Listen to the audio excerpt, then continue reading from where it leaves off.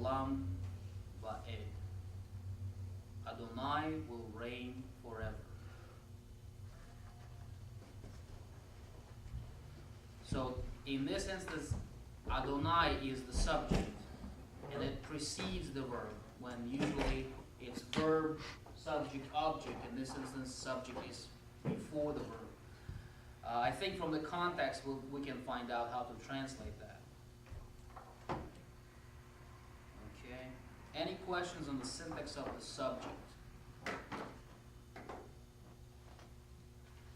Then move on to syntax of the object. What other strange things we might be encountering. There are a number of different types of objects in Hebrew. So for this discussion, the most important are the indirect or dative and the direct or accusative objects. See, we're getting from Greek grammar to Hebrew. Some interjections. First instance, the indirect object is the person or thing that is indirectly affected by the action of the verb. It is usually marked with either the preposition le, to or for, or el, to or for, and may either precede or follow the direct object, if any, meaning if it exists in the sentence. So our first example is Yada'ati ki nathan Adonai lahem et haaretz. I know that Yahweh has given to you the land. So we see here what? The la with the definite article, right? Lahem, which is preceding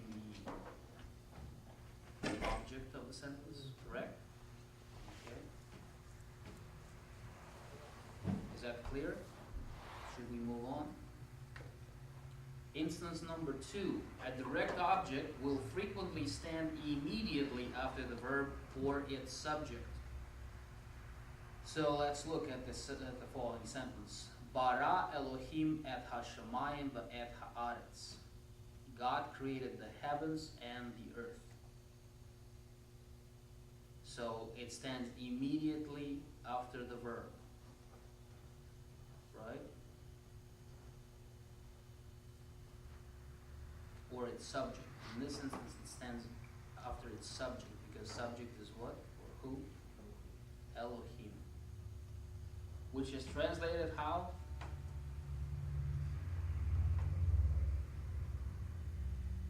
How is it translated? God or gods. Interesting. Interesting. Plurality within the singular form of the verb. Bara Elohim. Bara is always singular. Right? It's a third person masculine singular, but Elohim is plural. So we can make an argument on the Trinity over there. Possibly. Although Elohim was used in the Canaanite literature as well. A lot of scholars are speculating that Jews adopted the term from other Canaanite nations and actually elevated their God to the status of Elohim. All right, number 3. The verb may be preceded by its object to emphasize that object, though there are other reasons for this type of variation. Of course, as always. Eth Adonai Elohecha tir'ah. Yahweh, your God, you shall fear. See, that's an emphasis. You shall fear. And the Adonai, your God, is emphasized as the object of fear or subject. Is that object or subject?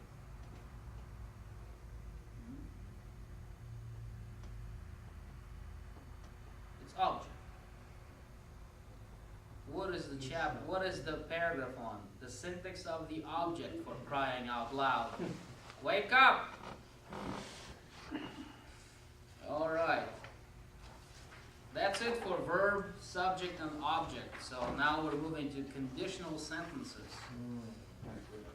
That's going to be easy. Conditional sentence consists of two clauses. The first clause states the condition and is called protasis, which means if clause. The second clause states the consequence of the condition and it's called an apodosis, or then clause.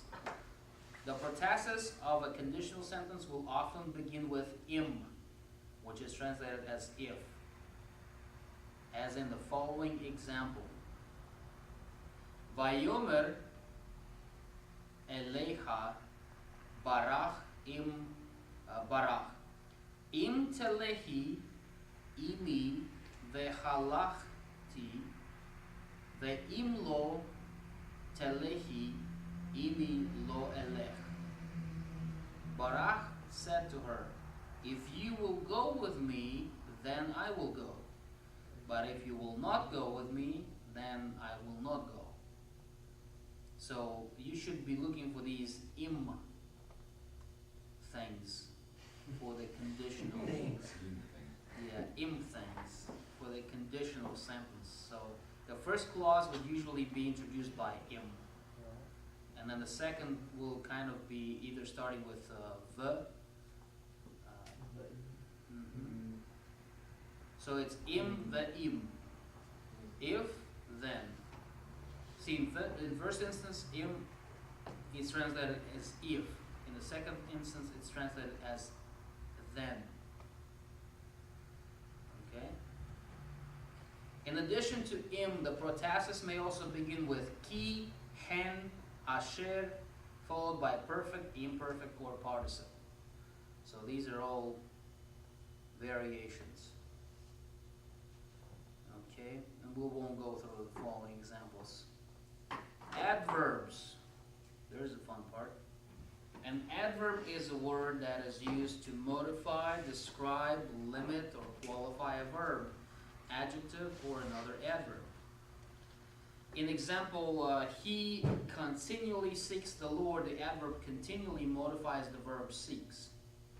So, then down in the same paragraph, adverbs are generally divided into 4 categories. Adverb of time, which is translated by words like then and now. Adverb of place, here and there. Adverb of degree, very or extremely. And adverb of manner, swiftly or gently. For the purpose of illustration, a few Hebrew adverbs are categorized below with examples. Ata is an adverb of time. So, ata yada'ati ki yerei Elohim ata. Different ata. Now I know that you fear God. So, ata is the adverb of time which precedes the verb itself. Then there is as or terem that also could be used, and you can look through those examples to spare time. The next example shows adverb of place, po or henna, here or there. Henna is also here. Vayomer shevu po veyashvu. And he said, sit here, and they sat. That's a profound statement.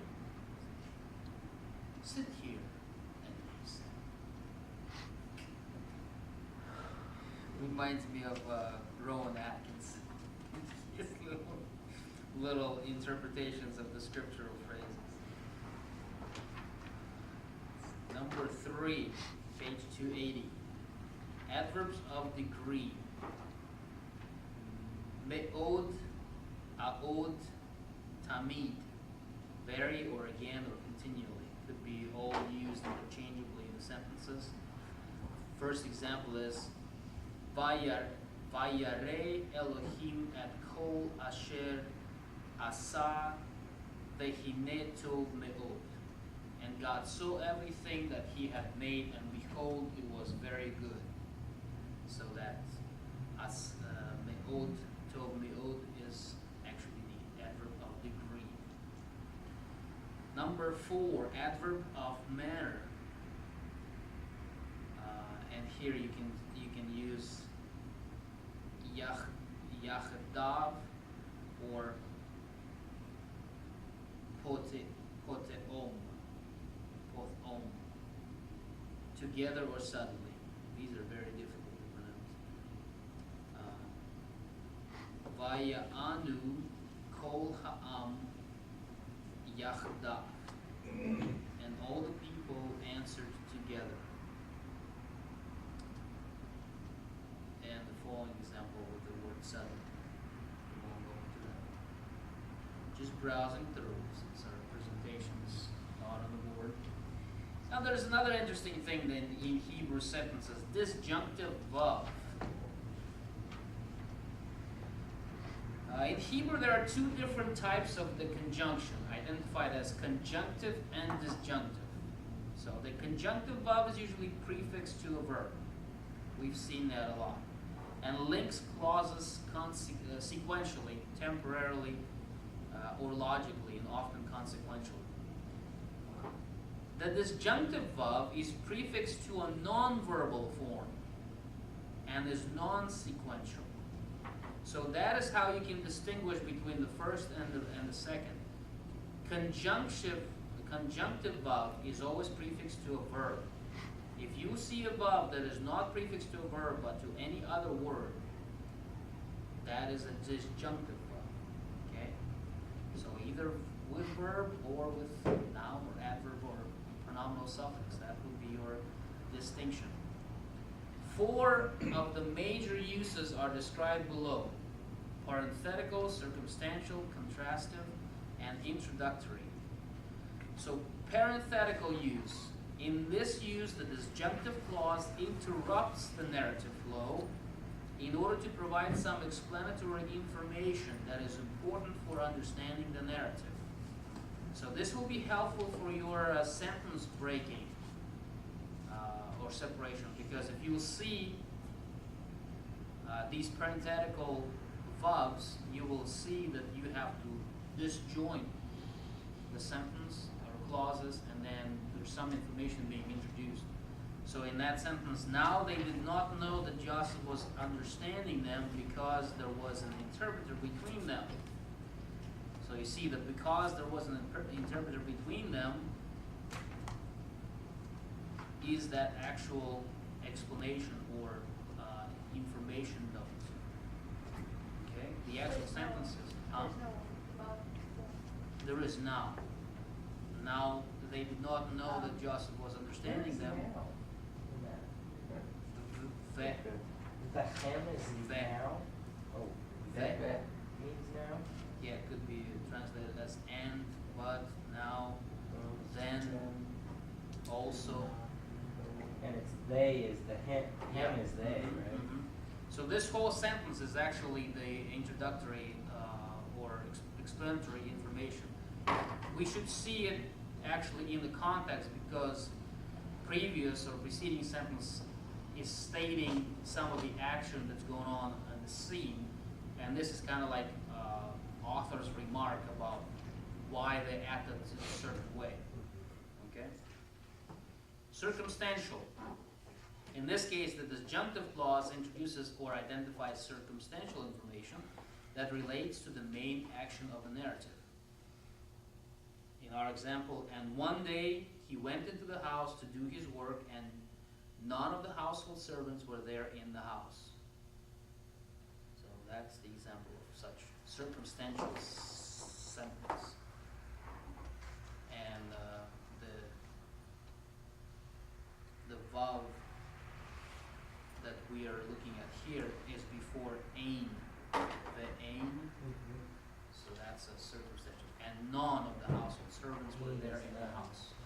The aim means no one or not. Third instance, contrastive. In this use, disjunctive verb